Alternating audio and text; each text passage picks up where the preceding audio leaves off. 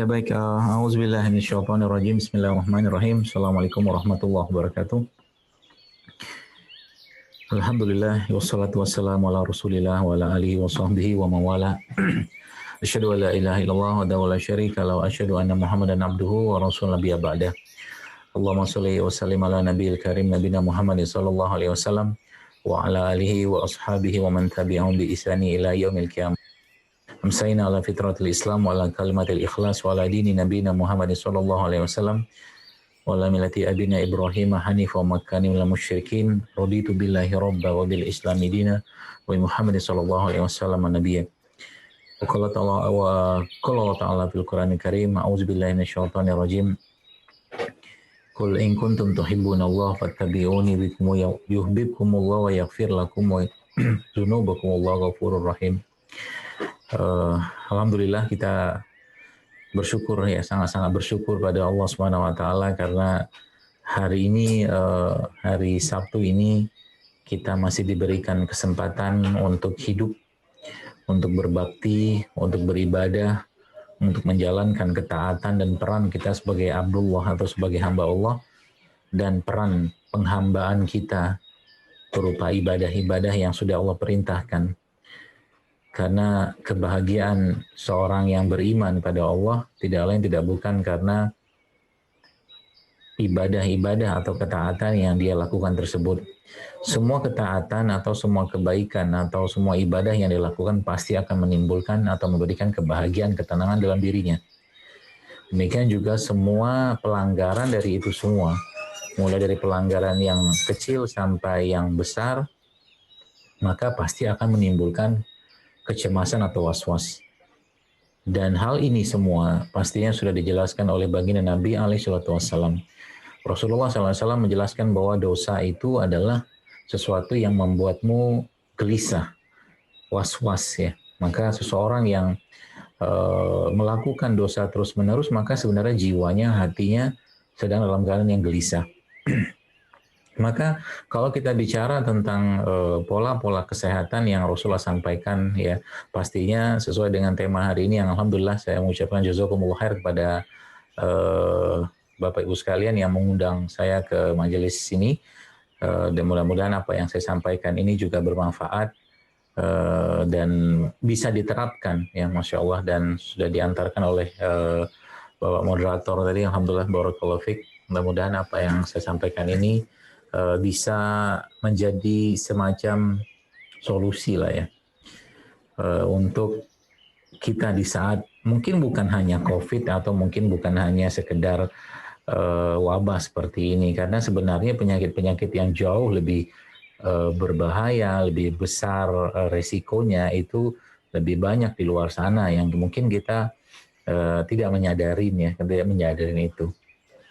Ala kulli hal sekalian, kalau kita bicara tentang kesehatan ya, dalam sebuah mungkin tipologi ya, atau mungkin tagline yang sering kita angkat atau saya angkat, yaitu jurus Rasulullah SAW, maka dua hal yang mungkin akan saya jelaskan kepada Anda yang menjadi pokok pentingnya.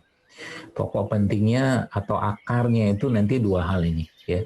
Jadi kalau dua hal ini Anda kerjakan, maka insya Allah Anda akan mendapatkan sesuai dengan apa yang dijanjikan oleh Allah Azza wa Jalla dan apa yang disampaikan oleh baginda Nabi alaihissalam. Pokok dari kekuatan tubuh seseorang ya, atau inti dari kekuatan tubuh seorang beriman pastinya, yang beriman pada Allah, adalah apa yang dijelaskan oleh Nabi Allah SAW, yaitu Rasulullah yang kita cintai, yang mana beliau menjelaskan bahwa tubuh kita ini punya panglima ya, tubuh kita ini punya panglimanya. Panglimanya tersebut ya, yang mengomandoi seluruh sistem yang ada pada tubuh kita. Ya, panglima tersebut yang mengomandoi, memerintahkan ya, atasan tertinggi yang ada pada tubuh kita ini, yang kita kenal dengan qalb atau qalbu. Yang Nabi SAW sampaikan kepada kita semua dalam sebuah hadis ya, ala wa inna fil jasad mudghah wa iza shalat jasada kulluhu wa iza fasada jasada kulluhu. Kata Nabi SAW bahwa tubuh manusia itu ada segumpal daging di sana. Kalau daging itu baik, baiklah semua, daging itu rusaklah semua. Kita akan bahas nanti untuk sekalian, mudah-mudahan Allah mudahkan dan semoga Allah cukupkan waktunya sampai nanti bagaimana hal-hal yang ada di depan saya seperti ini ya. Ada tomat, ada bawang, ada jahe, ada kunyit, ada kacang, ada bawang putih, ada serai. Itu sebenarnya dia berefek ke tubuh kita baik secara fisik ataupun non fisik. Ya, mungkin Anda tidak percaya, ya. Tapi pernah saya bertemu dengan beberapa peruqyah, ya. Nanti ini ada penjelasannya nanti insya Allah. Jadi mereka menjelaskan bahwa ternyata ketika mereka ya sedang meruqyah seseorang, lalu orang itu sudah stabil lah katakanlah seperti itu, kemudian setelah diruqyah sudah tenang ya Bapak sekalian, itu subhanallah ya wanita tadi atau pasien tadi gitu kan akhirnya diberikan minuman dari yang bahannya itu kurma dan tempe. Oke, catat ya, kurma dan tempe. Diberikan kurma dan tempe. Lalu jadi ada kan kalau Anda lihat postingan saya itu tentang kurma dan tempe itu banyak sekali ya. Ya. Jadi setelah diminumkan atau diberikan minuman bahan bakunya kurma dan tempe tadi itu, subhanallah, wanita tadi bereaksi Bapak sekalian seperti halnya saat dia diruqyah. Jadi wanita tadi bereaksi seperti halnya saat dia diruqyah. Kebayang ya, jadi tadi udah tenang dia setelah diruqyah, tiba-tiba bereaksi dia. Bereaksinya itu seperti saat dia diruqyah. Jadi sempat saya bertanya kepada kepada teman-teman peruqyah itu kira-kira kesimpulannya apa menurut mereka karena saya juga nggak paham karena nggak lihat nggak di situ kan. Jadi mereka bilang bahwa jin itu yang nggak suka dengan makanan sehat, nah itulah paham ya.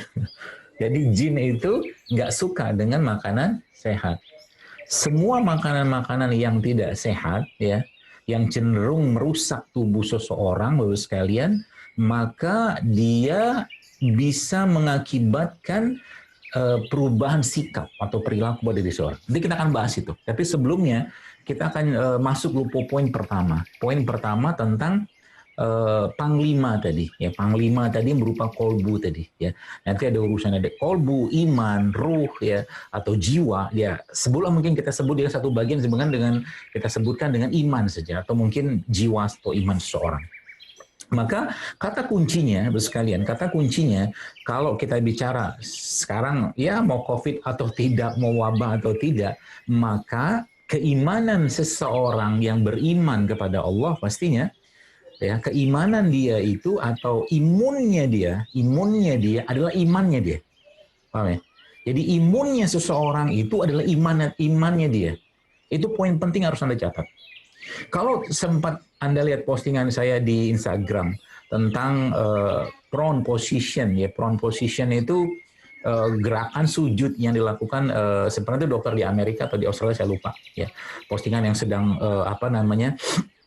sedang viral itu kan, di mana dokter-dokter di ICU katanya untuk mendapatkan untuk mendapatkan oksigen yang cukup di badannya, maka mereka melakukan gerakan seperti sujud. Ya, baik. Itu kan secara fisik. Mereka mengatakan secara fisik bahwa gerakan sujud itu akan membawa oksigen lebih banyak ke otak, bahkan ke bagian-bagian tubuh yang lain. Apa jawaban atau mungkin apa kata Allah dalam Al-Quran tentang itu semua? Jadi kalau saya boleh katakan, ya kayak sekarang di tengah wabah seperti sekarang ini, jadi kata kunci dasar tadi yang harus Anda ingat adalah imunnya kita adalah imannya kita. Imunitas kita adalah imannya kita.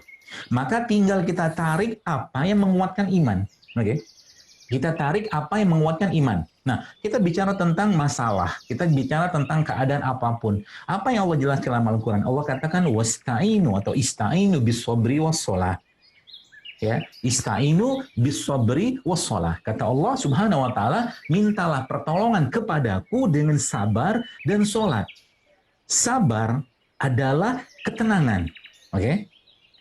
Tadi kita lihat ke orang yang sabar, kata Nabi kan sabar itu ya banyak versi sabar. Tapi kata Rasulullah, ulama menjelaskan bahwa sabar itu seperti apa sih atau mungkin apa saja sabar itu ya. Sabar itu ada beberapa macam ya. Secara umum sabar dalam melakukan ketaatan, sabar istiqomah di situ, dan sabar dalam meninggalkan maksiat. Itu kan tenang itu. Oke? Sabar ista'inu bis-sabri was-shalah. Poin penting itu situ. Lalu Bapak sekalian, setelah sabar, sholat. Ya, nah kita lihat poin-poin sholat ini. Kita poin sholat. Subhanallah, Bapak sekalian, ya kalau kita bicara tentang sholat sebagai salah satu tiang pokok seorang beriman, ya seorang Muslim ya, maka pernah saya jelaskan juga bahwa sebenarnya gerakan-gerakan pada sholat ya itu banyak sekali efeknya ke tubuh kalau dikerjakan dengan benar. Itu sebabnya Nabi katakan apa? Sholu kama ra'aitumuni usolli, kata Nabi. Sholatlah sebagaimana aku sholat. Bapak sekalian, bagi Anda, contoh ya. Bagi Anda yang mungkin mengalami susah buang air besar misalkan ya. Bapak Ibu pernah bayangkan ya, saya tidak membandingkan bukan, tapi maksud saya gini, gerakan-gerakan sholat itu kalau Anda perhatikan ya, seperti seperti gerakan sujud. Ya, gerakan sujud itu, ya kalau orang sujud seperti ini ya, orang sujud seperti ini itu kan sebenarnya ada tekanan, jadi sujudnya begini, kemudian kaki kita kan dirapatkan di belakang dua kayak begini, ini itunya kakinya ya, kemudian dengkul kan dirapatkan. Bapak Ibu paham kalau Anda mengerjakan gerakan seperti itu, kaki atau dengkul bagian depan itu dirapatkan, kemudian kaki di belakang dirapatkan juga, tangan dilebarkan, maka pasti akan ada tekanan, ya. Tekanan pada daerah perut kita. Ya. Masya Allah kan nanti, makanya saya bilang kalau seandainya ya kita ngerjakan sholat itu benar-benar sesuai dengan caranya Nabi, keringetan kita Pak Bu. Mulai dari takbiratul ihramnya, rukunya, sujudnya, itidalnya, tahiyatnya, subhanallah ya. Jadi saya katakan tadi, kita kembali ke konsep. Jadi premis umumnya apa yang kita dapatkan di sini? Premis umumnya adalah kalau mau meningkatkan keimanan ya, atau mau meningkatkan imun kan, menggunakan metode iman ya. Jadi kalau mau meningkatkan imun menggunakan metode iman, maka naikkan standar atau naikkan hal-hal yang berhubungan dengan ibadah yang kita bisa kerjakan, karena semua ibadah, semua syariat dalam Islam meningkatkan imunitas. Tapi kita tidak melakukannya untuk meningkatkan imun, kita melakukannya karena kewajiban. Kita melakukannya karena ketaatan. Kita melakukannya karena perintah. Efek sampingnya, seorang yang melakukan itu dengan benar, dengan baik, pasti sehat. Itu poin dasarnya, Bapak sekalian. Itu poin dasarnya. Masya Allah, tabarakallah, Bapak sekalian, kalau kita bicara tentang rukun Islam. Rukun Islam apa saja sih? Ada sholat, ada syahadat, ya, ada puasa, ada haji, ada zakat. Ya, 5 rukun Islam, Bapak sekalian. Kita lihat, hampir sebagian besar di situ ibadah fisik loh. Puasa, sholat. Ya, sholat sudah dijelaskan. Kita mungkin belum pernah mikir, kenapa atau apa hikmah Allah perintahkan kita sholat subuh. Apa hikmahnya, katakanlah terus Nabi katakan jangan tidur habis subuh. Apa hikmahnya Nabi memerintahkan lagi jangan tidur habis maghrib. Apa hikmahnya lagi kenapa ada sholat zuhur. Apa hikmahnya ada sholat asar. Apa hikmahnya ada sholat isya. Apa hikmahnya ada sholat zuhur. Itu semuanya menyesuaikan dengan frekuensi bumi, ya, gelombangnya bumi, dan manusia yang tinggal di bumi tadi. Makanya orang-orang yang sudah terbiasa sholat tepat waktu, orang-orang yang sudah terbiasa sholat, terus sekalian katakan sholat gitu kan, ketika dia tidak melakukan ketaatan tadi, maka pasti dirinya akan cemas, was-was, takut, gelisah, nggak enak. Anda yang biasa baca Quran katakanlah satu hari, misalkan 1 juz, atau mungkin 1 halaman, atau berapapun yang istiqomah, coba nggak usah kerjakan sehari. Tiba-tiba Anda merasa kok kayaknya ada yang hilang dalam hidup saya. Itulah iman. Oke, jadi kalau boleh saya katakan, syariat dalam agama kita yang mulia ini, Bapak sekalian, ya, itu semuanya menyehatkan. Kurang sehat apa? Saya pernah bilang, kurang sehat apa? Orang-orang yang katakanlah, Masya Allah, melakukan sholat tahajud. Tahajud itu ada, saya baca satu buku dikarang seorang dokter anti-aging di Jepang. Dia cerita begini, dia bilang growth hormone itu, ya, growth hormone itu mulai memuncak, emang tengah malam, ya, jam 10, jam 12, something seperti itulah. Jadi Masya Allah, jadi kalau kita lihat memang tadi balik-baliknya, apa yang dikerjakan Nabi itu semuanya menyehatkan. Ya, tapi lagi-lagi saya sampaikan, kita tidak mengerjakannya untuk sehat. Jadi pernah saya bilang, orang-orang yang lagi misalkan maaf lagi kena penyakit-penyakit kanker gitu kan, penyakit-penyakit degeneratif. Bahkan saya pernah bilang katakanlah rumah sakit Islam itu bukan cuma sekedar slogan rumah sakit Islam. Faiza maritu fahuwa yashfin gitu kan, slogan itu bukan. Tapi rumah sakit Islam itu katakanlah kita bicara secara umum saja ya. Maka rumah sakit Islam itu adalah rumah sakit yang menerapkan konsep-konsep peribadatan yang dicontohkan oleh Nabi kita alaihi salatu wassalam. Mau sehat kayak gimana orang yang kena stroke, kena jantung, habis subuh dia tidur. Maka perawatnya katakanlah atau orang yang merawat pasien-pasien seperti itu, bangunkan mereka. Nah, kalau ada regulasinya sih ya. Bangunkan pasien-pasien tadi untuk sholat malam. Subuh katakanlah jam 4:30 ya, bangunkan mereka jam 4 atau 3:30 gitu kan, sehingga nanti perawatnya sehat, tenaga kesehatannya sehat, dan pasien pun ikut-ikut sehat ya, seperti itu. Jadi iman ya, kata kunci dasar pertama adalah iman, tingkatkan iman. Jadi kalau kayak sekarang pernah saya bilang solusi-solusi langit ya, mungkin dalam bentuk keimanan yang perlu kita tingkatkan dalam keadaan COVID seperti ini sangat banyak. Cuma kita belum tahu atau mungkin belum dapat ilham atau hidayah untuk itu ya. Contoh sodako. Ya, sodako salah satunya. Nabi menjelaskan bahwa sodako atau sedekah itu bisa mencegah bencana bagi diri seseorang. Ya, apa susahnya Anda atau mungkin kita pagi-pagi habis sholat subuh ambil handphone, ya. Lalu Anda m-banking, mobile banking atau internet banking, atau kalau nggak keluar rumah Anda untuk bersedekah. Kenapa? Karena waktu pagi adalah waktu di mana malaikat mendoakan orang-orang yang bersedekah di pagi hari. Gampang kan? Setiap pagi kayak begitu. Ya, dan sedekah yang kita kerjakan itu subhanallah sekalian, efeknya itu panjangnya luar biasa. Ya, itu kan kebaikan. Jadi yang biasa mungkin sedekahnya ya katakanlah misalkan 10.000, 50.000, naikin sedekahnya di era atau di masa seperti wabah kayak sekarang dan minta kepada Allah. Itu bahasa saya solusi langit. Yang kedua apa, misalkan ibadah bisa Anda tingkatkan. Contoh sholat duha. Sholat duha biasanya 2 rakaat, 4 rakaat, naikin jadi 12 rakaat, misalkan kayak begitu. Dan kalau sudah dinaikin, Anda bisa naikin lagi kualitas ibadah. Tadi contoh mungkin Anda lagi sholat duha, pakai Quran di depan, Quran gede sambil sholat duha, Anda baca Quran. Bisa kan? Bisa, sekalian. Masya Allah. Dan itu cara meningkatkan imun. Emang Al-Quran bisa meningkatkan imun? Wah, Bapak Ibu sekalian, Masya Allah. Janji Allah dalam Al-Quran, apa? Allah menceritakan atau berfirman dalam Al-Quran. Allah mengatakan seperti ini. Wa'udzubillahiminasyaitonirrajim. Wa nunazzilu minal Qur'an ma huwa syifa wa rahmatul lil mu'minin wa la yazidu zolimina illa khosara, kata Allah. Dan Allah sudah jelaskan dalam Al-Quran bahwa dalam Al-Qurannya bahwa Al-Quran itu syifa. Kata-kata syifa ini, Bos sekalian, nggak banyak disebutkan oleh Allah dalam Al-Quran. Tapi salah satunya, ya kalau kita bicara syifa, itu ada madu juga syifa. Ya, itu adalah Al-Quran itu disebutkan sebagai syifa. Jadi bukan cuma sekedar dia menyehatkan, dia menyembuhkan. Nah gitu loh. Subhanallah kan. Jadi semakin kita paham, oh ini cerita. Jadi akhirnya pakai sekarang. Saya nggak habis pikir ya, begitu luar biasanya orang dengan virus ini, dengan wabah ini, parno luar biasa. Udah parno mas sekarang menurut saya sih gitu kan. Apa ditakutkan? Waspada perlu, ikhtiar perlu, tapi nggak perlu juga berlebihan.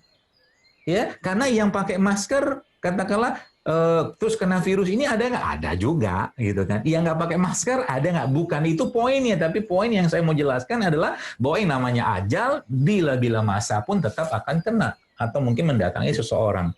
Tapi tawakal dengan ikhtiar tetap perlu kita jalankan. Ya, sebatas katakanlah tidak berlebihan juga gitu loh. Seperti itu. Ya, kayak tadi pagi saya telepon-teleponan dengan seorang sahabat saya, dia di Pekanbaru. Pekanbaru kan juga lagi ini nih, Masya Allah ya. Lagi zona hitam ya Pekanbaru nih sekarang ini. Saya telepon-teleponan sama dia itu, dia cekak-cekik aja gitu kan. Ya, dia isolasi mandiri tapi dia pergi ke kebun gitu kan. Pergi ke kebun ya nanam apa segala macam ya. Dan badannya secara itu fisiknya fit lah gitu kan. Dan saya berikan beberapa masukan saran kepada beliau. dan happy-happy aja gitu kan. Dia bilang apa yang mau ditakutkan gitu kan? Ya, apa yang mau ditakutkan? Ya, karena toh ya kalau memang ajalnya tiba tetap akan mendatangi kita. Ya, tidak bisa kita sembunyi. Ya, nah kuncinya adalah kalau bicara ke imunitas tadi, ya naikin imunnya. Jadi kayak sekarang ini, di saat ujian kayak begini, wabah kayak begini, inilah saatnya kita meningkatkan iman kita supaya imun kita naik. Sholat malam jangan putus, ya, baca Quran yang benar, sedekah dibanyakin, berbuat baik dibanyakin, silaturahim, segala macam kebaikan yang kita kerjakan itu nanti akan menjaga imunitas kita. Seperti itu. Jadi kalau sudah kita memahami ini semua, maka insya Allah akan selesai wabah ini. Apalagi kalau Anda yang menyaksikan video ini atau acara ini gitu kan. Ketika mendengar ini ya mulai memperbaiki ibadah, mulai menaikkan amal ibadah, mulai katakanlah kualitasnya, kuantitasnya yang bisa dinaikkan. Ya maka otomatis penduduk negeri ini jadi banyak yang soleh dan soleha. Kalau udah kayak begitu, nanti Allah akan turunkan rahmatnya, Allah akan selesaikan ini dengan caranya. Ya, gampang kan gampang. Maka jangan kita menomorduakan ikhtiar langit ini, jangan. Ya, saya katakan wallahi demi Allah saya katakan, kalau seandainya kita menggunakan Al-Qur'an saja ya untuk menguatkan tubuh kita sudah cukup Bapak sekalian. Tapi masalahnya Al-Qur'an itu bukan nggak bisa masuk. Ya, nggak banyak memberikan vibrasi atau getaran ke badan kita. Saya katakan lagi, apalagi, wallahi saya katakan, kalau Anda pakai air Zam-Zam kata Nabi apa? Zam-Zam lima syuribalah. Zam-Zam itu sesuai dengan apa yang diniatkan oleh orang minumnya. Banyak orang minum Zam-Zam ya untuk sehat segala macam. Ulama-ulama zaman dulu, bahkan Umar bin Khattab radhiyallahu anhu mengatakan dalam sebuah asar, dia meminum air Zam-Zam, niatnya apa? Ya Allah, semoga dengan air Zam-Zam yang aku minum ini, engkau hilangkan dahagaku di padang mahsyar. Coba, minum Zam-Zam. Jadi minumnya sekarang, minta nanti tuh. Imam Syafi'i meminum air Zam-Zam minta dimudahkan untuk menghafal Al-Quran. Ya, jadi kalau ini yang saya bilang, coba kita perbaiki iman sehingga nanti apa? Itu gampang sebenarnya. Nanti baru kita bicara di imunnya ya, seperti itu. Ya, jadi Zam-Zam segala macam ya, sholat, wudu, ya, subhanallah. Itulah sebenarnya cara kita meningkatkan imun ya. Bagi orang-orang beriman sekalian itu mudahnya tuh kayak begitu. Ya, mudahnya gitu. Jadi Allah mempermudah itu semua. Ya, permudah. Apa-apa yang dijelaskan oleh Allah dalam Al-Quran, dijelaskan oleh Nabi kita Sallallahu Alaihi Wasallam dalam hadis-hadis yang mulia dari beliau, kita praktekkan saja. Tadi cerita tentang puasa, kayak sekarang ini mungkin kalau boleh saya katakan, saatnya umat Islam memperbanyak puasa sunnah. Apa ada hubungan puasa dengan imunitas? Waduh Bu, Pak, banyak banget penjelasan dari ilmuwan kalau kita bicara tentang research-nya ya, atau mungkin penelitiannya. Banyak sekali penelitian yang menjelaskan tentang hubungan antara puasa dan imunitas seseorang. Banyak. Ya. Jadi puasa itu salah satu cara, metode. Kan itu bagian dari rukun Islam. Tapi lagi-lagi saya sampaikan, kita melakukannya bukan untuk sehat. Kita melakukannya untuk taat. Ya, kita melakukannya karena ketaatan dan kewajiban kita kepada Allah Azza wa Jalla dan petunjuk dari baginda Nabi alaihi salatu wassalam. Jadi itu ya, poin pertamanya iman. Jadi kalau sekarang bahasanya, jadi ada kata kunci pertama kolbu ya kolbu, iman, jiwa, ya ruh kita ini kasih makanan terus.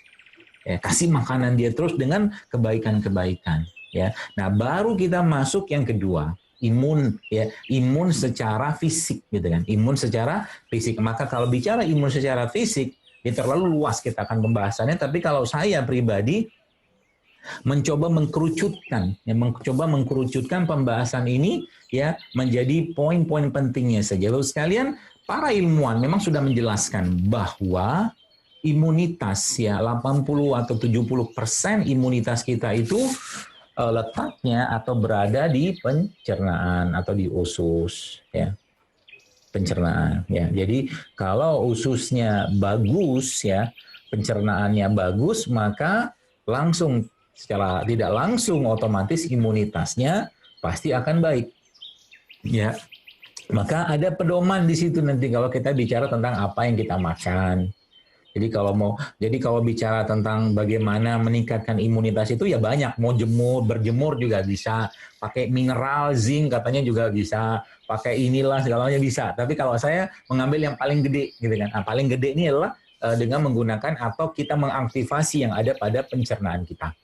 Ya, jadi 80% imunitas kita itu sumbernya atau dibuat sistem atau mungkin sel-sel imun itu di usus kita atau di pencernaan. Ya.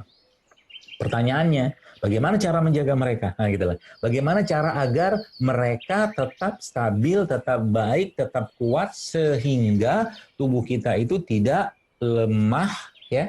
Maka jawabannya, ambillah atau makanlah apa-apa yang dijelaskan oleh Allah dalam Al-Quran dan dijelaskan oleh baginda Nabi alaihi salatu wassalam. Itu poin pentingnya. Ya, jadi kalau mau meningkatkan imun, benerin perutnya. Itu sebabnya tidak heran loh sekalian, tidak heran. Ya, saya banyak menemukan kasus-kasus di mana ada terutama ibu-ibu yang pengen promil ya, atau mungkin yang pasangan-pasangan yang kesulitan untuk hamil ya, terutama buat ibunya gitu ya, istrinya itu ternyata ketika konsep ini dipakai itu masya Allah cepat sekali gitu loh, cepat sekali. Kenapa? Perutnya yang dibenerin, perutnya yang diperbaiki, ya, perutnya yang dikasih makan ya, yang benar gitu loh, seperti itu. Nah, jadi makanan-makanan yang menguatkan si perut ini itu, ya, perut kita atau pencernaan kita, which is itu yang nanti akan menguatkan sistem imun kita itu yang saya sebut dengan bahasa saya produk ciptaan Allah, gitu kan, produk ciptaan Allah. Ya, produk ciptaan Allah seperti apa sih maksudnya?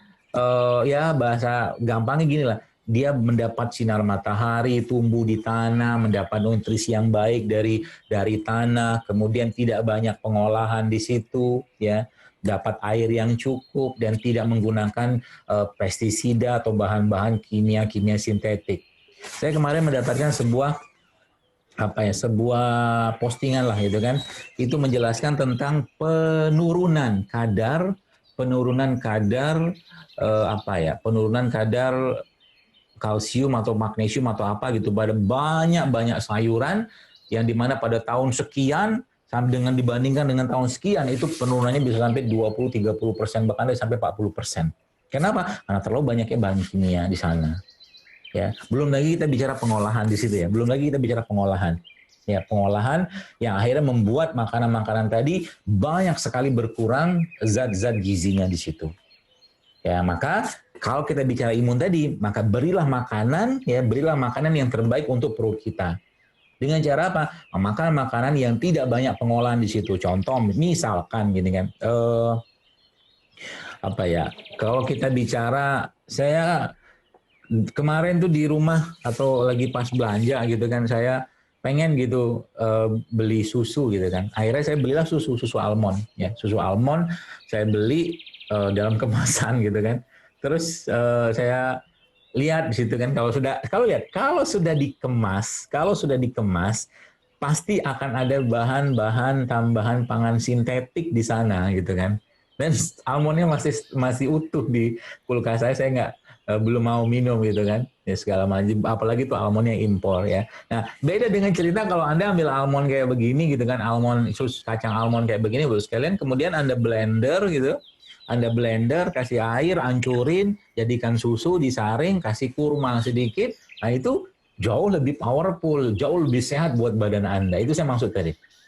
Paham ya? Jadi kalau sudah ngerti pola kayak begini, tadi kan bersih-bersih nih. Ya, kita bicara ada puasa ya tadi, kemudian tubuhnya dibersihkan ya dengan amal ibadah segala macam tadi itu, dan kembali ke imunitas. Maka kata kunci pertama kalau kita bicara tentang apa yang kita makan, kan sudah saya jelaskan tuh biasa di banyak kajian. Yang pertama tentunya harus halal, yang kedua harus thayyib. Ya, bagi saya gitu kan, kalau bicara almond kayak begini ya, bagi saya yang mungkin Anda punya pemahaman nggak apa-apa. Kalau bagi saya kan almond kayak begini, Anda beli gitu kan, lalu Anda blender segala macam, lalu Anda saring, kasih madu kadang-kala atau tampurin sama kurma, terus Anda minum sudah manis kayak begitu. Ini yang thayyib kayak begini. Kalau sudah dalam kemasan, kalau buat saya nggak thayyib. Kalau sudah kemasan, bolehkah yang kemasan ini dimakan? Boleh aja, nggak dia melarang. Cuman kalau judulnya mau mendapatkan manfaat yang sempurna, maka yang kemasan tadi mulai bukan disingkirin, tapi nggak jadi prioritas gitu loh. Nggak jadi prioritas. Jadi kalau Bapak Ibu sudah memahami ini, maka sebenarnya gampang gitu loh. Semakin banyak produk-produk asli ini yang masuk ke badan kita, maka semakin tubuh bisa memperbaiki dirinya sendiri. Contoh, mungkin kalau Anda yang pernah baca, tahu Dr. Mark Hyman dari Amerika itu, kemudian ada juga Michael Greger, seingat saya itu dia cerita bahwa ternyata kacang almond saja, kita bicara kacang ya secara umum ya, itu kacang almond saja ketika orang merutinkan makan kacang almond, dia nyebutnya dalam bukunya itu How Not to Die gitu kan, itu disebutkan 7 butir saja kacang almond tiap hari sudah melindungi jantung Anda karena lemak yang baik ada pada kacang ini, gitu loh. Jadi semakin kita sekalian memahami apa-apa yang dikandung di mereka ini, maka sebenarnya ya Indonesia ini kalau penduduknya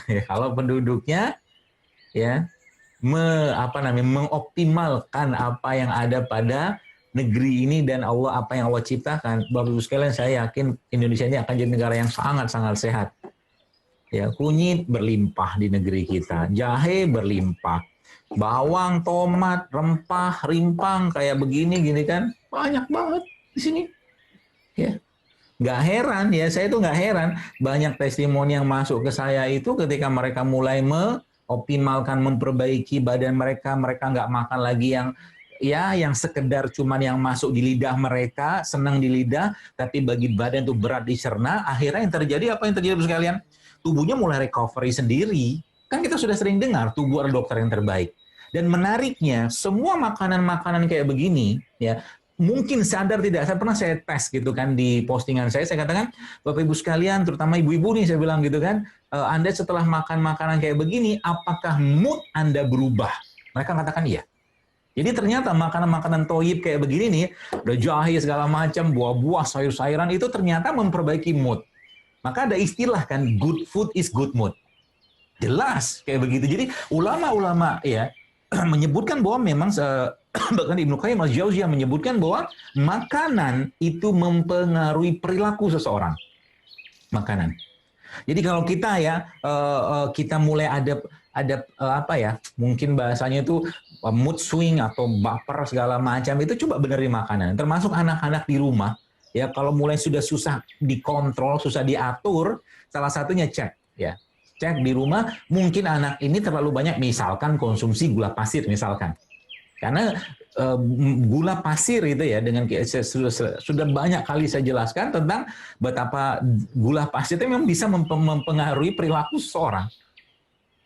Itu loh sekalian. Obatnya apa? Ya begini nih, ini nih.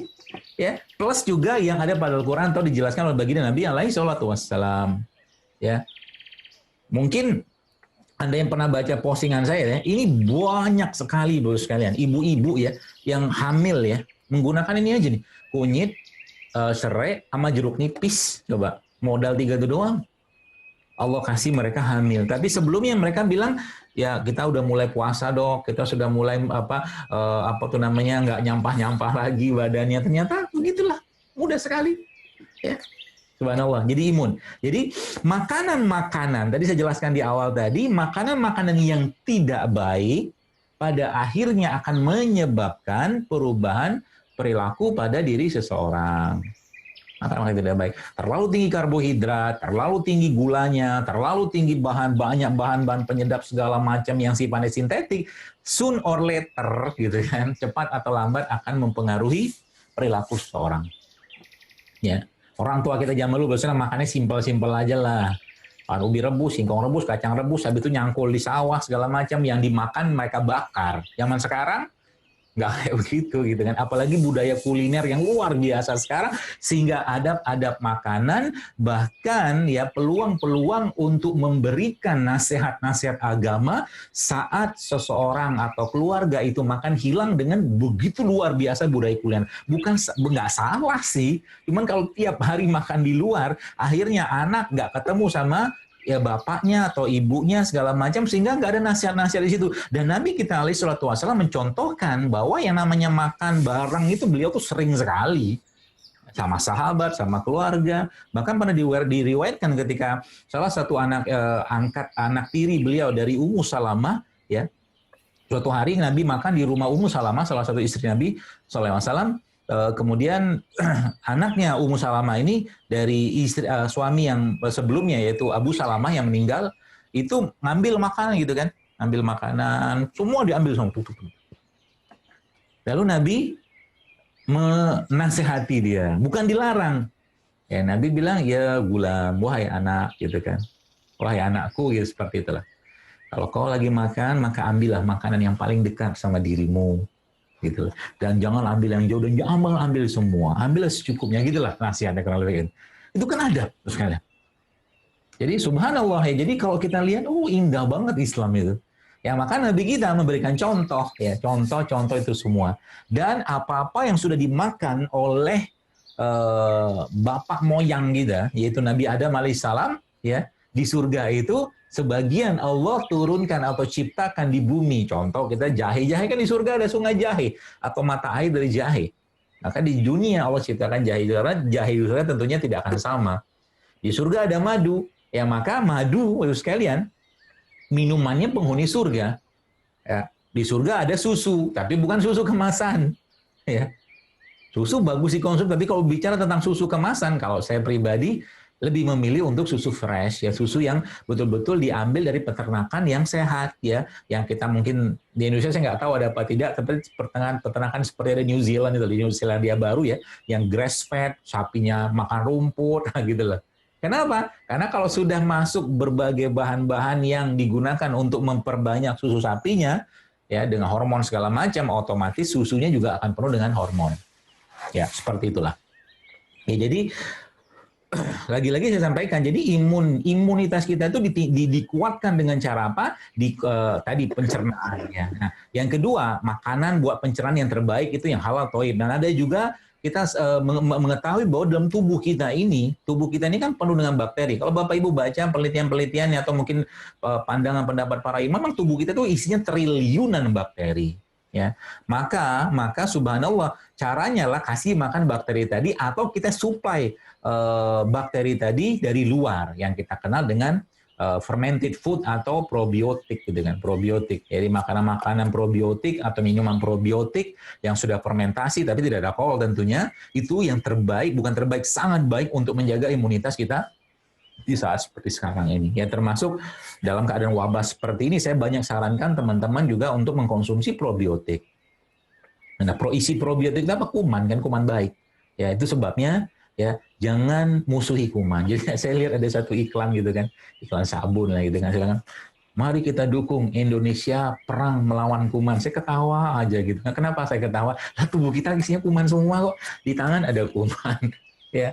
Di muka semua bagian tubuh kita ada kuman semua, subhanallah. Ya, di vagina, maaf, di jalur lahir wanita itu ada kuman, laki-laki juga, semua ada kuman. Nah, sekarang mau dimusuhin, marahlah mereka. Itu sebabnya pernah saya sampaikan bahwa jangan musuhi mereka, dan kalau bahasa di buku saya itu bersilaturahimlah dengan mereka, gitu loh. Ya, sehingga anak-anak, ya, kalau kayak saya gitu, anak-anak lagi pas kita di tempat yang bertanah-tanahan, saya sudah suruh buka mereka alas kaki mereka, sandal sepatu mereka, udah lari-larian situ, bertanah-tanah lah. Kalau apalagi kalau Anda punya sawah gitu kan, anak-anak udah main sawah aja. Kenalan, karena di Harvard, saya itu pernah ada riset juga bahwa ternyata anak-anak yang hyper hygiene, ya, terlalu bersih badannya itu ternyata mempunyai imunitas yang jauh lebih rendah daripada anak-anak yang ya normal hygiene lah. Ya, makanya jangan semua ditelan-telan iklannya gitu kan. Semua cuci pakai sabun yang semua kuman 99,99% kumannya mati, bla bla bla bla gitulah. Ya. Jaga kumannya. Ya, jaga kuman di sini. Di sini kita dijaga. Dan makanan terbaik buat kuman-kuman tadi itu ya memang kurma, madu, air kelapa, ya kayak begini nih makanan-makanan mereka semua, ya. Jadi ada seorang dokter di New York, ya, Amerika, dokter Hiromi, kita kuman baik, kuman netral. Pak sering mawon untuk itu. Ya, kuman baik, kuman netral, kuman jahat. Jadi yang paling berperan itu justru malah kuman netral. Jadi kuman netral itu bisa menjadi kuman baik atau kuman jahat tergantung apa yang dimakan. Jadi kalau yang dimakan yang sehat-sehat, yang baik-baik, maka kuman baiknya ini akan kuman netral tadi akan berubah menjadi kuman baik, menguatkan sistem imun. Seperti itu. Dan banyak yang melemahkan sistem imun. Bagi ya termasuk obat-obatan jika terlalu over ya terlalu banyak dikonsumsi juga melemahkan sistem imun. Ya, dan kalau sudah sistem imun kita atau imunitas kita sudah mulai menurun atau tidak seimbang, maka dia pasti akan memberikan tanda. Contohnya apa? Ya, contohnya gini. Biasanya sih ya, kalau saya bertemu dengan ibu-ibu atau mbak-mbak yang berdok, apa saran dokter herbal gitu kan terapi untuk kista atau tumor ya tumor inilah tumor itu segala macam. Sebelum dia ngomong itu, saya tanya dulu ke mereka. Sebelum Anda kena ini, menstruasi Anda bermasalah nggak? Iya. Iya itu berupa apa? Waktunya memanjang, nyerinya berlebihan, jumlah darah yang keluar berlebihan. Dan juga biasanya ditandai dengan bau yang tidak sedap di daerah kewanitaannya itu kan asam itu kan tidak seimbang, asam berlebihan seperti itu. Sebenarnya dia asam di situ, cuma sudah kalau terlalu asam, sekalian maka dia bukan dalam keadaan seimbang dan bisa ya bukan memicu lagi itu salah satu faktor predisposisi terjadinya kanker segala macam seperti itu. Jadi begitu ya kurang lebih gambaran kayak begitu. Jadi pesan pentingnya apa kalau mungkin simpulan sederhananya untuk bicara imunitas ini maka ya sederhananya gini lah. Coba Bapak Ibu atau Ibu sekalian mulai biasakan untuk satu hari itu ya, one prebiotik, one probiotik. Oke, one prebiotik, satu prebiotik, satu probiotik. Prebiotik itu apa ya? Kurma ini prebiotik. Ya. Kemudian ya sayur-sayur buah itu secara umum dia prebiotik. Kemudian kayak alpukat, sayur itu kan buah itu juga prebiotik. Kemudian satu lagi yang probiotiknya apa? Ya apapun ya bentuk cairan fermentasi gitu kan. Ya tape, tempe itu kan probiotik sebenarnya kan. Fermented gitu kan. Seperti itu. Jadi itu caranya. Jadi ada iman, ada imun. Jadi apa yang baik yang masuk ke badan kita tentunya dengan halal dan thayyib ya akan menguatkan imun kita tentunya. Tapi syarat yang terakhir harus dipenuhi yaitu apa? La tusrifu kata Allah. Wa kulu wasrubu la tusrifu. Jangan berlebihan. Kurma sehat, madu sehat, tapi kita minum makan berlebihan pasti akan menimbulkan masalah di badan. Saya kira mungkin cukup Bapak moderator, saya kembalikan lagi. Masih ada waktu beberapa menit ke depan ya untuk mungkin kalau ada yang tanya jawab. Terima kasih dan saya mengucapkan ahlan wa sahlan juga kepada Ibu Nur Asia Uno seperti tadi hadir yang menyaksikan atau mengikuti acara ini. Terima kasih atas undangannya, semoga bermanfaat. Saya kembalikan lagi kepada Pak Andi. Assalamualaikum warahmatullahi wabarakatuh. Waalaikumsalam warahmatullahi wabarakatuh. Ustaz, terima kasih atas penjelasannya. Ini pertanyaannya banyak sekali, sepertinya jamaah di sini tuh fans beratnya Ustaz Zaidul Akbar ini. Ya, saya bacakan satu persatu ya. Moga-moga waktunya nyampe. Saya akan bacakan pertanyaan pertama dari Ibu Tate Yuniarti dari IPB. Bagaimana Ustaz mengatasi anak yang kurang suka makan buah dan sayur? Nah, bagaimana Ustaz? Tafadhol. Kalau bismillah, jadi kalau saya sih pakai otoriter. Kalau saya paksa Bu, Pak. Ya, saya anak-anak saya itu saya paksain. Jadi kalau bicara buah atau sayur makan. Kalau makan tak pelototin gitu kan. Dan ternyata it works gitu kan. Ternyata berhasil. Jadi minimal ada sayur atau buah-buahan yang bisa masuk ke tubuh mereka yang kita sebagai orang tua harus dipaksain. Madu anak saya itu dari awal kecil ya kalau dia batuk pilek atau apa gitu saya buka kapsul habatus sauda itu saya masukin dalam mangkok kecil atau gelas kecil saya campurin madu saya gojrokin ke mulutnya habis itu suruh minum dia ya jadi kita paksain memang kalau bicara tentang paksa itu yang pertama yang kedua fasilitasi di rumah dengan cara ya Anda perbanyaklah sayur dan buah-buahan berbagai macam warna berbagai macam rasa nanti lama-lama mereka kepo juga gitu kan.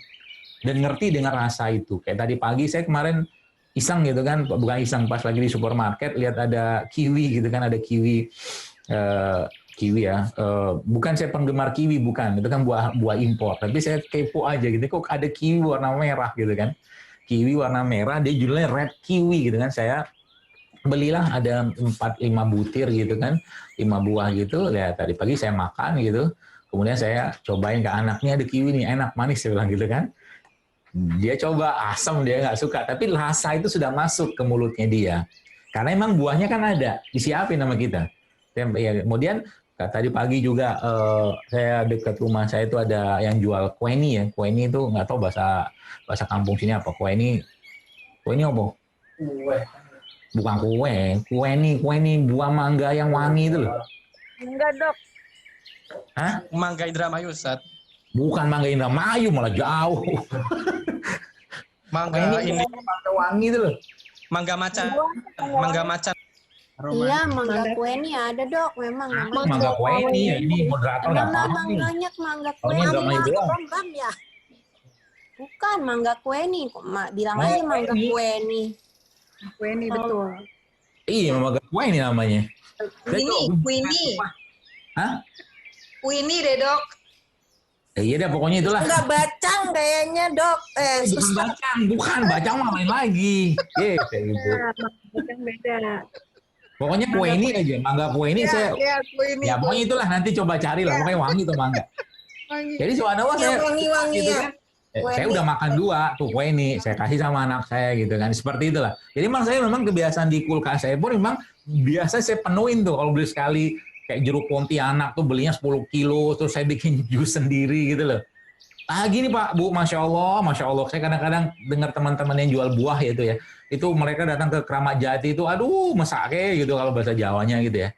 Itu buah kan turah-turah dibuang-buang, padahal itu kalau dikelola ya menggunakan saya pernah ajarkan tuh caranya ekoenzim, plastik enzim, itu jadi probiotik semua loh misalnya. Baik dagingnya, baik buahnya. Daripada buah dibuang pakai traktor. Subhanallah kan? Jadi buah-buahan itu nanti coba baca di postingan saya gitu ya, tentang bikin ekoenzim sama klasik enzim. Itu kan probiotik gitu. Pakai dagingnya, pakai kulitnya. Jadi dagingnya nanti bisa dibikin buat campuran cuci piring, cuci lantai, segala macam. Sabun pun kita bisa campur pakai itu bakteri itu, bakteri baik. Ya, seperti itu ya Ibu yang bertanya, kalau saya seperti itu. Jadi dan tadi prinsip otoriternya Anda pakai di rumah ya, otoriter. Terbaik. Itu Pak Moderator. Baik Ustadz. Ya, ini pertanyaannya banyak banget ini Ustadz nih. Moga-moga kau jawab semua nih Ustadz ya, atau dijawabnya singkat-singkat. Pertanyaan.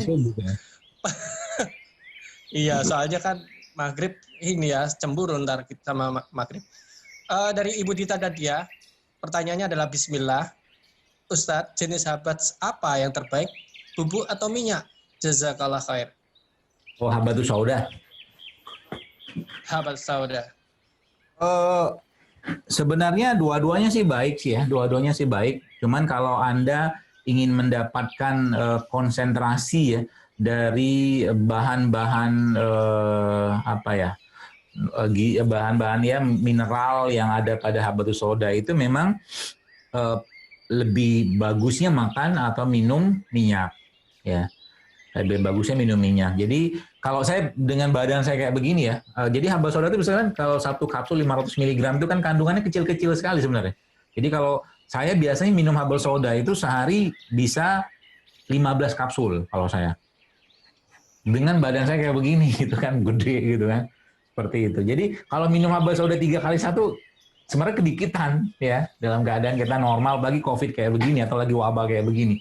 Ya tapi kalau minyak ya, jadi 1 kilo serbuk habatus sauda itu atau biji habatus sauda itu paling cuma jadi 20-30% minyaknya. Ya sisanya dalam bentuk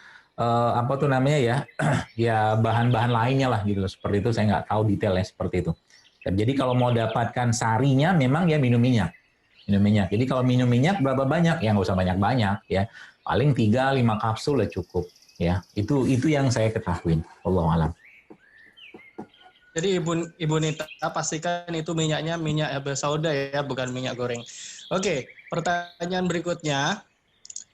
Ini dari Ibu Nelvi. Assalamualaikum Ustadz, mohon info makanan dan suplemen apa yang baik untuk memperbaiki otak anak yang autis? Oh, anaknya autis ya. Baik, autis ya. Setahu saya, pengalaman saya juga ya, memang ada hubungannya sama logam berat ya, logam berat yang ada dalam tubuhnya. Nah, jadi logam berat ini harus diangkat pastinya ya. Mengangkat logam berat itu tentunya kalau ibu-ibu atau bapak sekalian yang memiliki anak yang autis, semoga Allah mudahkan ya segala urusannya untuk merawat anak autis dan pahalanya besar pastinya insya Allah ya.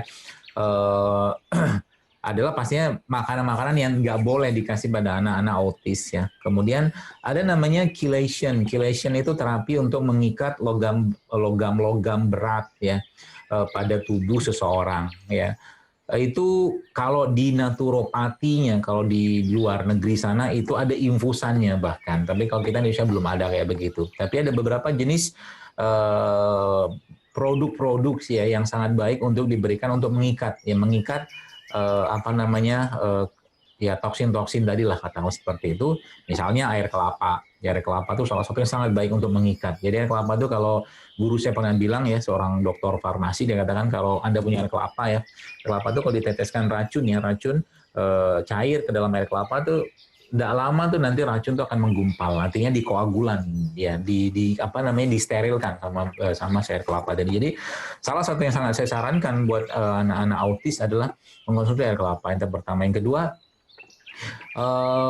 spirulina sebenarnya ya. Spirulina atau ganggang laut itu juga sangat baik digunakan untuk mengikat logam-logam berat tadi ya. Atau kalau nggak spirulina Anda bisa pakai juga, nanti coba mulai perbanyak kasih anak-anak itu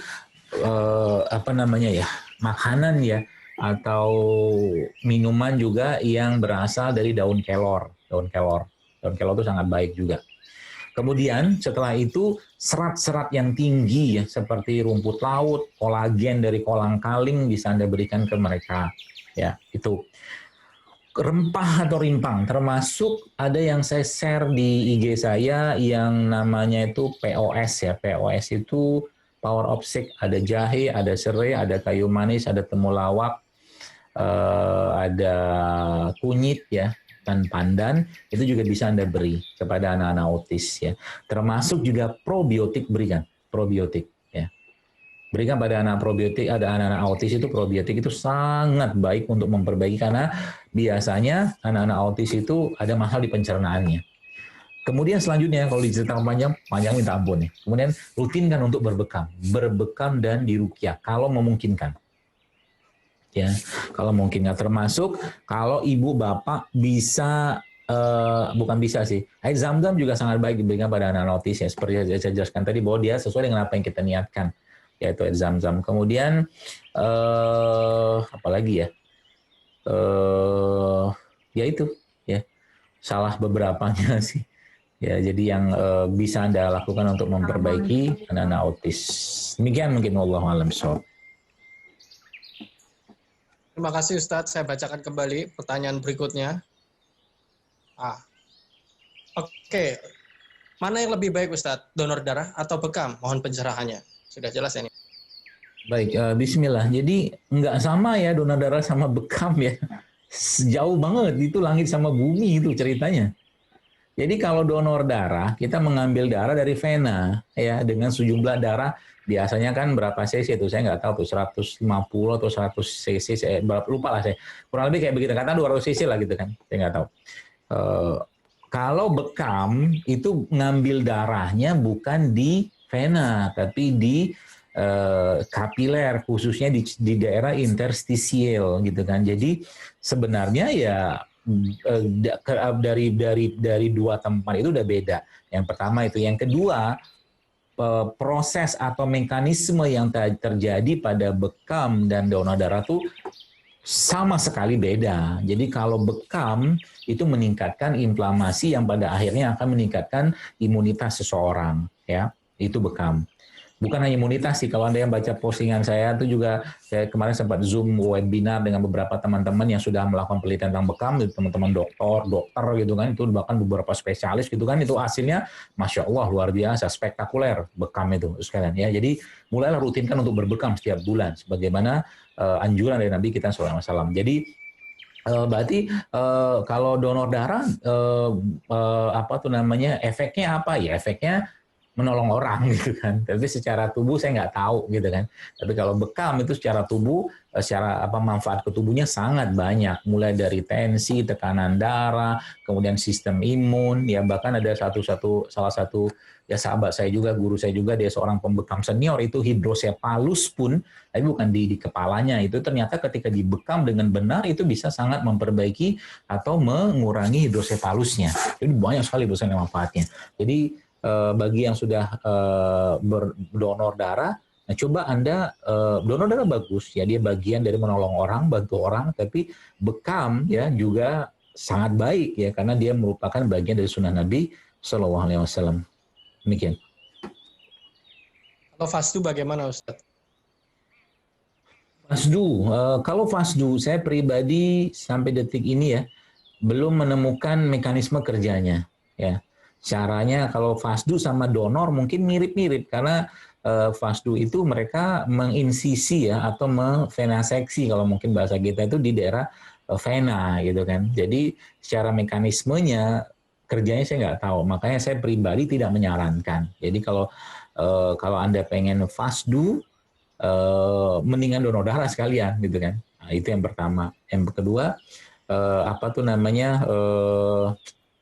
Apa ya, kalau dibilang antara fasdu sama bekam bagusan mana? Kalau saya sih bekam ya, karena memang bagi saya pribadi indikasi fasdu itu yang saya tahu ya, terlepas mungkin ada yang lebih punya pemahaman lain ya silakan saja, itu lebih ke arah ke polisitemia. Polisitemia itu kelebihan sel darah merah. Kalau kekurangan darahnya kan anemia, tapi kalau kelebihan namanya polisitemia. Itu indikasi yang lebih cocok untuk melakukan fasdu ya. Makanya saya katakan tadi ya mendingan donor darah gitu kan. Tapi kalau mau kerjakan silakan saja, tapi ingat catatannya fasdu itu punya resiko yang besar ya.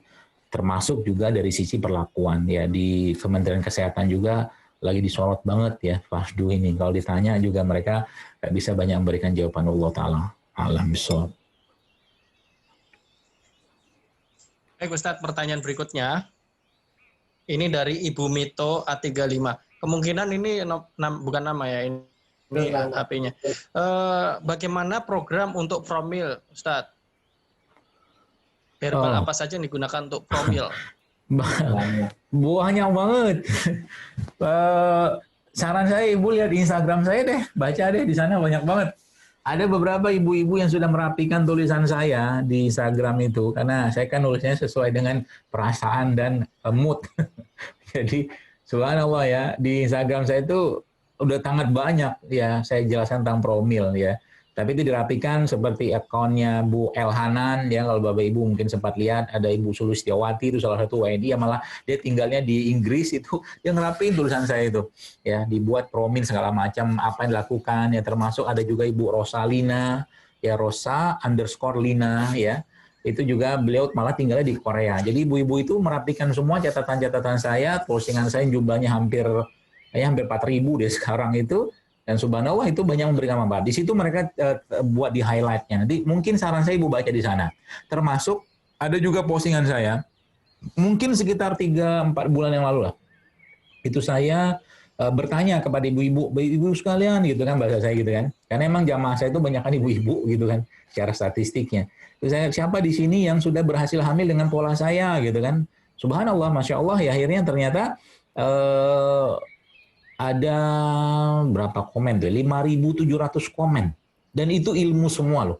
Ada yang 16 tahun, ada 15 tahun, ada yang tubuhnya tersumbat, macam-macam, kuasa Allah semua. Allah mudahkan sehingga mereka bisa hamil. Nanti saran saya tinggal dibaca aja di sana nanti ya. Karena kalau saya cerita panjang lebar, kali tinggi, terlalu panjang ceritanya. Ya, Allah alam.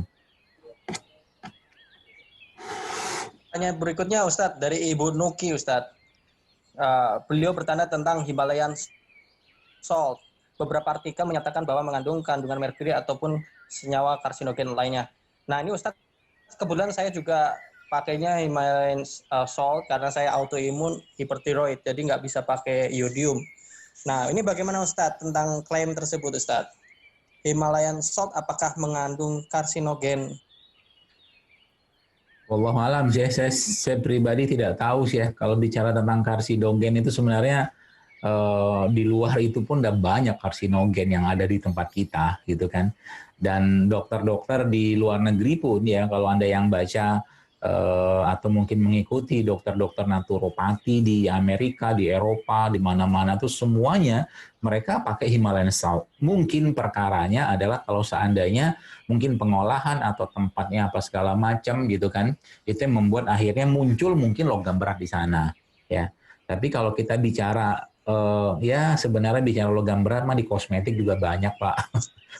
Kosmetik itu banyak banget logam beratnya. Sekitar kita ini udah berlimpah logam berat. Ya bahkan sadar tidak sadar kalau kita bicara tentang gorengan saja, ya gorengan yang dimakan orang tiap hari yang pakai bungkusan, pakai kertas yang ada tintanya itu kan ada pelumbung, ada timbal itu. Ya belum lagi cerita plastik loh ini. Belum lagi cerita tentang styrofoam segala macam. Banyak sekali kita bicara tentang sesuatu yang orang Indonesia pun nggak banyak minum atau makan itu. Nah masalahnya sekarang kalau kita pakai garam refinasi pun, ya garam refinasi kalau saya pribadi nggak mau gitu kan. Saya maunya garam non refinasi. Ya, dan sekarang cari garam non refinasi dari mana gitu kan? Ada sih garam-garam gunung, garam-garam laut yang tidak direfinasi itu ada. Ya, tapi nggak banyak orang tahu tentang itu.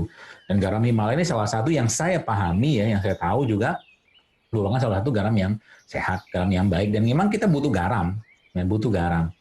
Ya seperti itu. Jadi kalau mungkin ada klaim-klaim seperti itu, ya mungkin perlu dicari tahu dulu. Dia ngambil sumber dari mana, ya mungkin perlu ditanya juga, ya itu garam Himalaya yang mana segala macam, ya kita nggak tahu dan jangan samakan semua juga, gitu kan. Jadi kalau mau realnya juga udah cek aja mah, bawa ke lab dicek, gitu kan. Kalau mau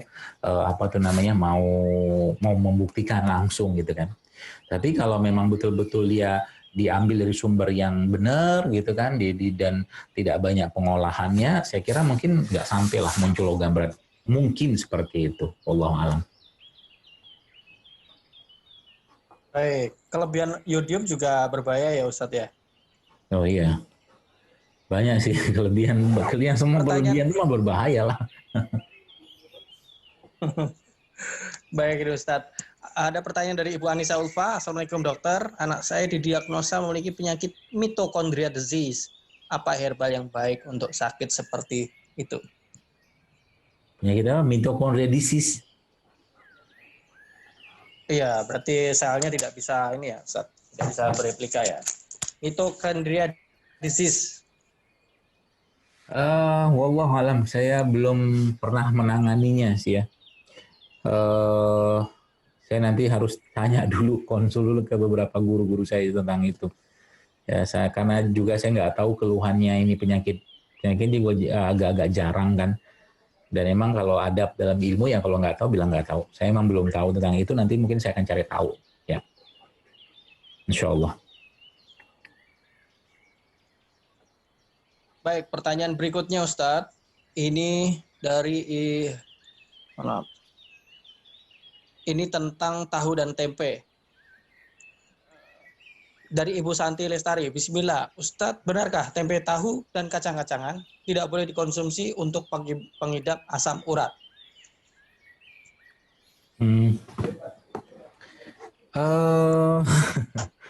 Asam urat ya. Jadi asam urat itu kan sebenarnya urin berarti ya Ustadz? Ya uric acid gitu kan. Jadi kalau kita bicara tempe, ya tempe itu ya fermented gitu kan. Sifatnya asam nggak asam, cuman kalau kita bicara tentang gini loh, kita bicara tentang satu produk ya. Jadi jangan cuman lihat pada satu sisi saja, ya. Maksudnya gini. Jadi misalkan kita bicara kunyit gitu kan. Kunyit itu ada kurkuminoid atau kurkumin di situ, tapi bukan hanya kurkumin gitu kan.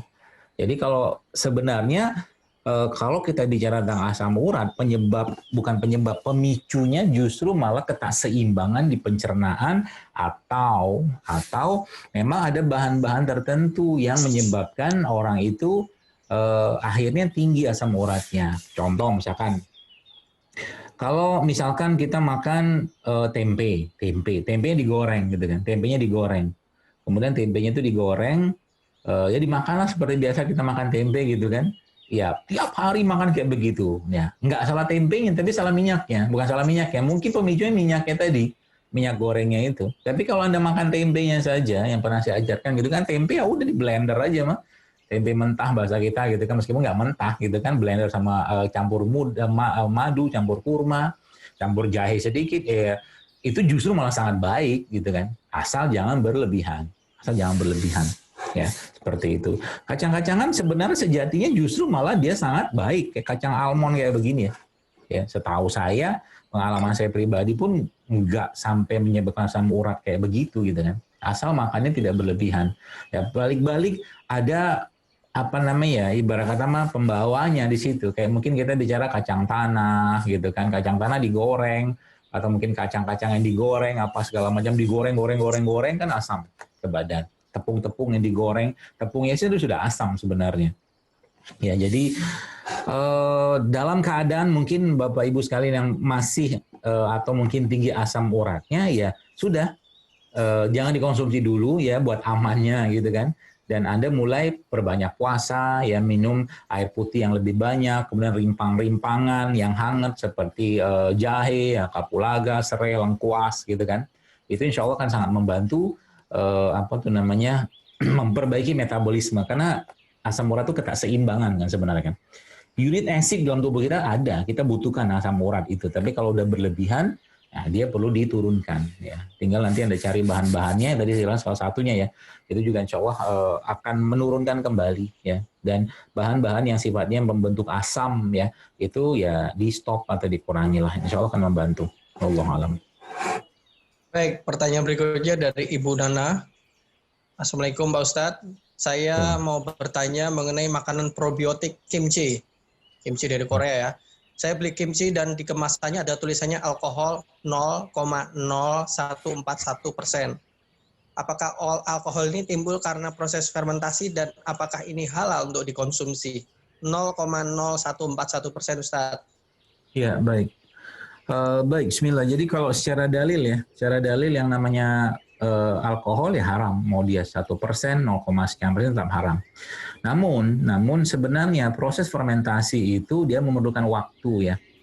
Memerlukan waktu yang akhirnya mengubah alkohol menjadi asetat. Jadi proses fermentasi pada suatu produk Bapak sekalian biasanya itu membutuhkan 3-6 bulan, 3 sampai 6 bulan.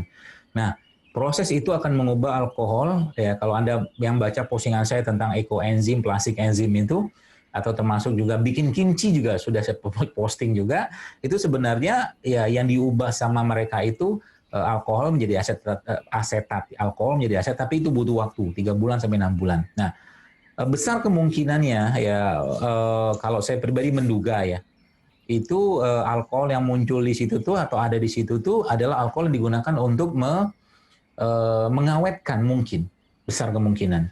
Tapi kalau kimchi betulan, saya beli juga di beberapa supermarket sudah mulai ada yang jual ke kimchi yang ada logo halal MUI-nya, ya ada logo halalnya itu saya beli dan tidak ada alkohol di situ. Ya mereka biasanya kemasannya atau mungkin kemasannya ya itu dibuat vakum sehingga mereka lama tahannya. Dan sebenarnya makanan fermentasi itu semakin lama semakin bagus, asal penyimpanannya benar. Ya, jadi kalau Anda yang mulai belajar fermentasi itu nanti semua bisa difermentasi. Ya, semua bisa difermentasi dan bisa bikin sendiri kok. Ya, jadi kalau ada kimchi kayak begitu, itu saran saya jangan dikonsumsi. Ya, termasuk juga kalau Anda beli cuka apel. Cuka apel itu ada cuka apel yang dalam prosesnya menggunakan alkohol, ya, yang disebut dengan apel cider vinegar, ya. Itu jadi kalau ada tulisan apel cider vinegar, vinegar itu yang saya pahami sih ya, itu biasanya menggunakan alkohol. Jadi jangan dibeli kalau itu. Wallahu a'lam. Baik, itu Bu ya. Jadi menurut Ustadz, walaupun MUI memberikan batas 0,5% alkohol itu masih boleh dimakan, cuman sebaiknya enggak. Baik, pertanyaan dari Ibu Afrida BM 400. Assalamualaikum Ustadz, apakah diet karbo itu sehat? Diet karbo. Maksudnya apa ya diet karbo ini? Diet karbo itu mengurangi makanan-makanan yang karbo, Ustadz. Ya. Baik, bismillah. Jadi kalau memutus ya atau tidak makan sama sekali, saya sih nggak setuju kalau saya. Bahan baku beberapa hormon-hormon ya itu ada karbohidrat juga. Jadi Anda tetap butuh karbohidrat. Tapi batasin dan kendalikan gitu kan. Jadi kalau Anda makan misalkan karbo-karbo yang simplek ya kayak nasi putih, gula putih, tepung gitu-gitu gitulah. Itu Anda bisa ganti dengan karbo-karbo yang sehat dan banyak kok sekarang ya. Jadi kalau saya pribadi tidak menyarankan, tapi kalau Anda mau silakan. Ya memang diet karbo ini akan sangat cepat menurunkan berat badan ya. Yang sekarang tuh lagi mungkin nggak tahu sih masih tren atau tidak itu yang diet keto itu kan karbo tuh di sama dia itu kan. Untuk jangka panjang yang saya pahami ya itu keto itu tidak bagus untuk dikerjakan. Jadi kalau Anda mau jangka panjang lebih baik Anda menggunakan konsepnya Rasul gitu kan. Konsep Rasul itu seperti apa? Ya mungkin kalau pandangan saya mirip-mirip dengan food combining ya. Atau kalau nggak sebenarnya cara paling mudah menjaga kesehatan yang memperbanyak puasa. Memperbanyak puasa, mengurangi makan. Dan makan itu nggak usah sering-sering. Gitu loh. Ya betul sekali nih Ustadz. Kemarin saya waktu puasa itu berat turun 10 kilo Ustadz. Nah, saya bacakan berikutnya lagi Ustadz. Terakhir ya, ada mau ke pertemuan lagi nih. Ini masih 10-an lebih nih Ustadz. Iya. Baik Ustadz, ini saya pilih yang paling penting-penting ya Ustadz. Ini mungkin saya rangkum Ustadz. Ini pertanyaannya kebanyakan tentang autoimun Ustadz. Jadi saya akan tanya tentang autoimun. Jadi apa yang harus dilakukan oleh orang-orang yang autoimun Ustadz? Dan apa herbal-herbal yang terbaik? Saya juga pengidap survivor Ustadz, autoimun. Baik, bismillah. Jadi autoimun kita sudah tahu ya, di mana tubuhnya itu saling menyerang ya, sel-sel imunnya. Nah, pertanyaannya kenapa mereka bisa saling menyerang? Ya. Kalau Anda baca di beberapa di beberapa tulisan ya, dan saya pribadi juga menganut pemahaman itu, memang autoimun ini akarnya sebenarnya dari masalah di perut yang kita sebut dengan leaky gut. LEAKY, jadi usus bocor gitu kan. Kalau bahasa kita adalah usus bocor. Jadi usus bocor itu salah satu atau pemicu utamanya terjadinya autoimun. Ya. Pertanyaannya, usus bocor itu dari mana ceritanya? Gitu kan? Ya tentunya dari stres, ya pikiran yang berlebihan, ya kemudian atau mungkin hal-hal yang berhubungan dengan keimanan juga itu bisa atau menjadi salah satu pemicu autoimun ya, autoimun. Nah, maka kunci pertamanya adalah bagi yang autoimun ya, kalau saya menyarankan ya Anda mulai memperbanyak puasa-puasa sunnah, sholat taubat ya, meruqyah diri Anda ya, meruqyah diri sendiri juga bisa kok insya Allah. Kemudian minum air zam-zam ya, salah satu yang terbaik yang kita bisa kerjakan. Kemudian bekam juga salah satu yang sangat baik digunakan untuk memodulasi atau mengatur lagi sistem imun. Ya, itu. Nah, kemudian ada beberapa jenis rimpang-rimpangan ya, termasuk yang bahan utamanya itu serai ya, yang saya pribadi banyak mendapatkan penderita autoimun yang ketika mulai merutinkan minum serai ini ya, serai dan jahe salah duanya itu ternyata perbaikannya sangat baik ya. Di samping mungkin ibu bapak sekalian bisa mulai memasukkan probiotik ya, karena probiotik ini termasuk yang kalau dalam penelitian atau mungkin buku-buku yang saya baca dia juga sangat baik untuk mengatasi leaky gut atau usus bocor tadi. Ya, usus bocor tadi penyebab utamanya apa? Salah satunya adalah gluten. Gluten itu makanan-makanan berbasiskan tepung, ya itu salah satunya. Itu yang saya pahami Ibu sekarang. Jadi insya Allah itu sangat membantu ya. Dan makanan-makanan yang biasanya memicu autoimun itu dihindari dulu, benerin perutnya, perbaiki puasa sunnah ya, makan makanan herbal-herbal yang sifatnya sudah dijelaskan dalam Al-Quran ataupun dijelaskan oleh baginda Nabi SAW, insya Allah akan membantu. Dan itu testimoni juga ada di beberapa akun yang saya sampaikan tadi, yang mereka alhamdulillah bisa survive. Termasuk juga kemarin saya ada Zoom webinar dengan salah satu ibu Kapolres di daerah Sumatera Selatan, itu beliau juga autoimun ya, dan ternyata bisa sangat perbaikan di tubuh beliau, ya Masya Allah ya. Demikian Bapak sekalian, mohon maaf kalau ada yang kurang dari apa yang saya sampaikan. Semoga bermanfaat dan semoga bisa diterapkan, dan semoga Anda juga bisa menyampaikan ini kepada orang-orang di sekitar Anda, keluarga Anda, sehingga nanti negeri ini lebih banyak lagi yang sehat dengan mudah, dengan murah, bahkan dengan gratis, dengan apa yang sudah Allah jelaskan dalam kitabnya yang mulia dan dijelaskan oleh baginda Nabi SAW. Mohon maaf mungkin kalau ada yang salah kata sikap. Terima kasih. Assalamualaikum warahmatullahi wabarakatuh. Saya kembali lagi pada moderator. Waalaikumsalam warahmatullahi wabarakatuh. Terima kasih Ustadz sudah mendampingi kita. Ibu-ibu, mohon maaf kalau ada pertanyaan yang belum terjawab. Saya harap ibu-ibu sekalian bisa menyampaikan pesan di direct message ke sosial medianya Ustadz Zaidul Akbar. Ada Instagram dan YouTube kayaknya ya. Di Instagram nanti mengetik, barangkali nanti ada penjelasan atau balasan dari Ustadz itu. Saya sampaikan terima kasih Ustadz sudah bergabung di forum ini. Mungkin Ibu Nur ada ingin memberi sambutan sedikit? Tidak ya. Jadi mohon sisa waktu yang ada 5 menit mungkin Ustadz, mohon kami dibantu untuk didampingi untuk berdoa kepada Allah. Moga-moga kita diberi kesehatan di situasi yang seperti ini, terutama ya agar sehat pikiran, sehat fisik, juga sehat dompetnya. Bisa ya Ustaz ya? Mohon maaf Ustaz. Mohon. Itu Ibu Nurnya sudah datang tadi mungkin ke belakang. Ibu kasih sambutan sedikit. Assalamualaikum warahmatullahi wabarakatuh. Pak Ustadz Zaidul Akbar yang selalu digandrungi para mak-mak di seluruh jagat ya, termasuk saya.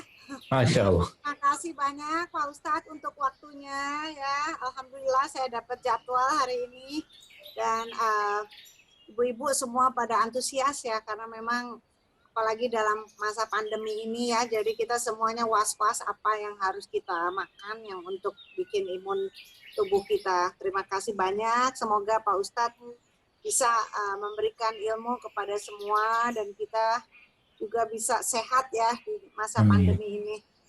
Jangan kapok ya Pak Ustadz ya. Mudah-mudahan tidak. Ya, nanti untuk next time boleh kita undang lagi ya Pak Ustadz ya. Insya Allah. Ya, terima kasih banyak untuk ilmunya pada hari ini yang bermanfaat. Ya.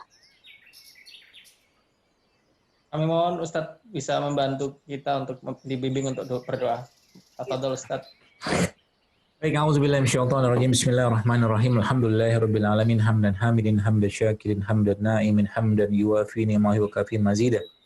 Ya Rabbana lakal hamdu kama yanbaghi li jalali wajhikal karim wa azimi sultanik. Allahumma shalli ala Muhammad wa ala ali Muhammad.